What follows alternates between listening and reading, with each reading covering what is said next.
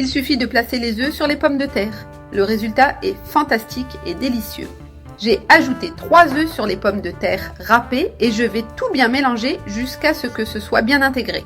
Ici, j'ai déjà bien mélangé les œufs avec les pommes de terre, formant une pâte bien humide. Maintenant, j'ajoute 3 cuillères à soupe de fécule de maïs et je mélange à nouveau très bien. C'est une recette très facile à préparer, différente et délicieuse. J'adore faire cette combinaison avec des pommes de terre, surtout parce qu'elle est très rapide. Il suffit de mélanger et c'est prêt à être mis à la poêle. Maintenant, j'ajoute une cuillère à café de sel, je l'étale sur tout le mélange et je remue jusqu'à ce qu'il soit complètement incorporé. J'ai déjà bien mélangé le sel et la pâte est ainsi. Plus on mélange, plus les pommes de terre libèrent de liquide. Maintenant, je chauffe une poêle avec un peu d'huile au fond. Je place une bonne quantité du mélange de pommes de terre dans la poêle. Je le répartis bien en nivelant pour que la cuisson soit uniforme.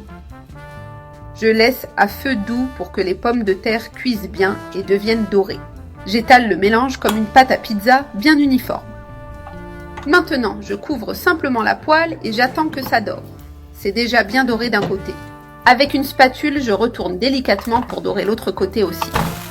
Regarde comme c'est croustillant et doré, exactement comme il faut. Je recouvre à nouveau pour que l'autre côté dore aussi. C'est déjà bien doré des deux côtés. Maintenant, je le retire de la poêle avec précaution. Je le place sur une assiette et je le réserve pour plus tard. Dans la même poêle, j'ajoute le reste du mélange de pommes de terre. Je le répartis comme avant et je laisse dorer à feu doux. Je répète le même processus. Attendre que ça dore d'un côté puis retourner. C'est déjà doré. Maintenant, je le retourne avec précaution. Je garde le feu doux pour être sûr que ce soit bien cuit. Maintenant, pour la garniture, j'ajoute un peu de sauce piquante sur la base de pommes de terre. Tu peux utiliser de la sauce piquante, de la confiture ou même de la sauce tomate. Ce que tu as à la maison ou préfères utiliser. Tout est complètement optionnel. Je répartis bien la sauce sur toute la surface. Maintenant, j'ajoute du fromage mozzarella râpé par-dessus, en couvrant tout sans laisser d'espace. Je garde le feu doux pour que le fond ne brûle pas pendant que le fromage fond. J'ajoute aussi un peu de ciboulette hachée par-dessus pour donner de la saveur et de la couleur.